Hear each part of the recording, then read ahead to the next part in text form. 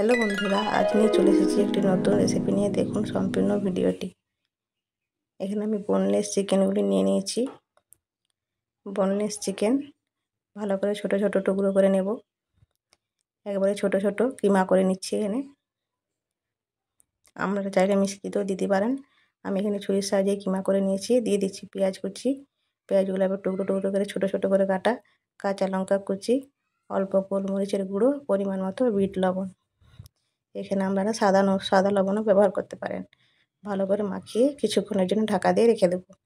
এদিকে আমি নিয়ে নিয়েছি 2 কাপ ময়দা, অল্প নুন আর সাদা তেল অল্প দিয়ে ভালো করে মাখিয়ে একটি ডো তৈরি করে নেব।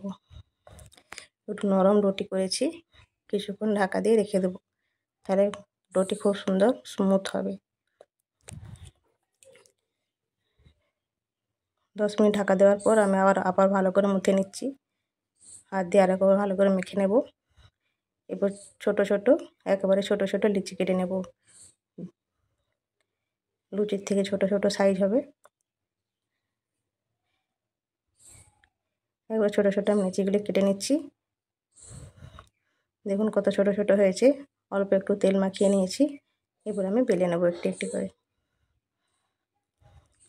অল্প অল্প চাপ দিয়ে হালকা করে বেলে নিতে হবে, গোল গোল করে। এভাবে আমি সবগুলি বেলে নেব।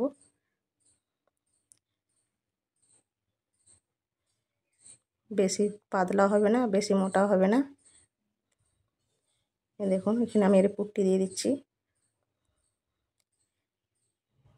যে যার মতো ডিজাইন করতে পারেন। আমি এখানে যে ডিজাইন সেইটি করছি।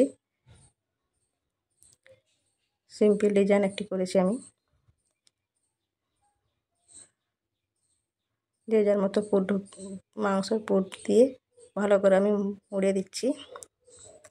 সাইডে একটু করে জল দিয়ে দিচ্ছি, তাহলে তাড়াতাড়ি ময়দাটি চিটে যাবে। নাহলে পুরটি ভালো বেরিয়ে যেতে পারে, ভালো হবে না চিটলে।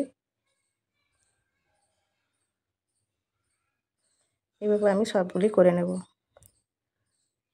সব মোমোগুলি এভাবে আমি তৈরি করে নেব। এবার কড়াইয়ে জল দিয়ে দিয়েছি, একটি ঝাঁঝ দিয়ে দিয়েছি। এভাবে থালার মতো একটি ঝাঁঝ দিয়ে, যাতে ফুটো ফুটো থাকবে। তেল মাখিয়ে নিচ্ছি ভালো করে, যাতে একটির সাথে একটি না লেগে যায়। ওই যে জল তৈরি হয়েছিল, ঝাঁঝিয়ে রেখে দিয়ে অল্প করে ফাঁকা ফাঁকা করে তৈরি করা মোমোগুলি দিয়ে দিচ্ছি। মোমোগুলি আমি ঢাকা দিয়ে 15 মিনিটের মতো রেখে দেবো। 15 মিনিট বাদে একটু উল্টিয়ে নেব। আমরা চাইলে চামচে করে উল্টিয়ে নিতে পারেন।